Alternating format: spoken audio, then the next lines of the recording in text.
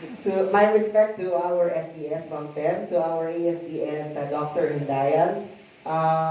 Also, my respect to our Chief of the School Governance and Operation Division, Dr. Rocante, together with our Supervisor for the SGOT, Sir Lapiceros. Maayong hapon sa atong duha ka gwapito nga mga district head sa Laak North of South, Sir Zafra, nga na pinakabatanon nga account na name sa messenger, Revine, and si Sir Gilan, to all the teachers and other school principals from other component schools, National High School of Laak South District, mayong hapon, sa ato ang mga kaubanan sa pagpanarbaho para sa bata at sa bayan. Magandang hapon po sa lahat ng mga guro ng Laak National High School. For our SIP appraisal, I'm utilizing the developed tool for us to look into kung unsa pay ato ang ma-improve sa SIP. We are happy that you actually exceeded more than what we expected from your SIP, with our SIP appraisal. There are 11 components on how we're going to check the SIP. One of which is that the context statement of the SIP shall include information about the school's location, demographics, special programs, facilities, and curriculum, which we rated 4 because the strength of that aspect of the SIP, you did include the school location, demographics, facilities, and even the curriculum. Why 4? Because we found out that there is still an area for improvement, and that is, you have to gain or seek recognition of the special program for science class and also for the arts, which you are really applying for. Okay? And ito ang nakaka-happy talaga because most of the schools we visited, they don't have their own school vision, mission, and goals.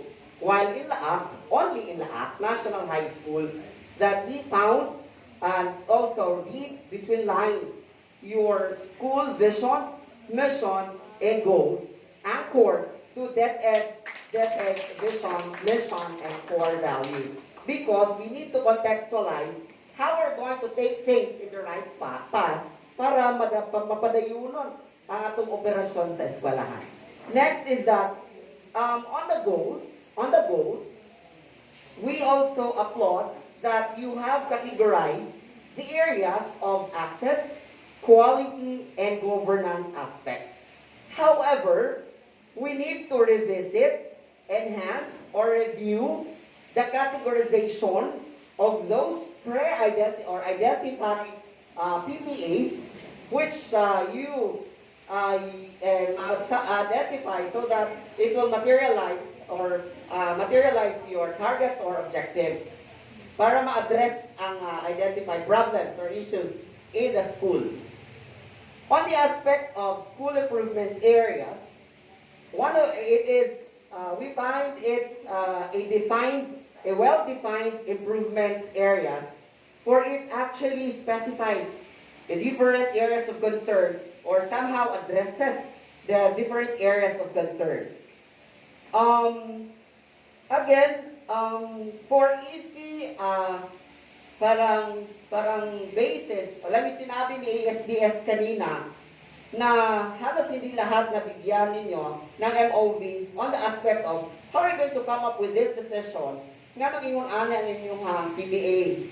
We might as well revisit the different templates or annexes which are included in DepEd Order number 44, series of 2015, Annex 1, hangtod siya sa 11, I think. Okay? Now, for targets for improvement, it should be measurable indicators. We are happy that these are actually expressed in a measurable targets, indicators as specified in the planning worksheets for the junior high school and senior high school. On the means of verification of targets, we are also happy that you have presented your MOVs as we witness or view kanina in your AVP presentation. So, nandoon yung mga MOVs. But we would like to recommend that the school must develop your own or contextualized monitoring tool, guided or anchored to the MEA or ARMEA in the higher office, which will eventually be the monitoring and evaluation section will be having their orientation on the aspect of school monitoring, evaluation, and adjustments, or the SMEA later on. Okay? Because this part of the SIP preparation, yung katong monitoring aspect, gibilin man guna siya sa mga school heads nga mo develop your own tool. That is why the SPF, you were asked of what are your contextualized monitoring tool for you to give burden or proof of your claims that you are under this certain level. Okay? Then, projects, programs, and activities, this were clearly specified in the planning worksheet. Klaro man dito, makita. And also, the time frame. Klaro po dito, nga kanus implement. From certain point of time to the certain point of time, mahuman siya. People involved were also specified in the AIP. And lastly, on the strategies to involve stakeholders, klaro naman that they are very supportive. So we have observed during the presentation of accomplishments that the stakeholders are actually giving support and willing to give support for the Laak National High School para sa bata at sa bayan. But we would like to also recommend that the stakeholders will not only participate in the planning activities, in the implementation, but we'd like them to engage in the monitoring and evaluation aspects. Kung asa na yun, ang katong suporta nga gihatag, asa na padulong, na serve ba ang purpose? Because we really want to build this strong bond between the stakeholders for that sense of ownership.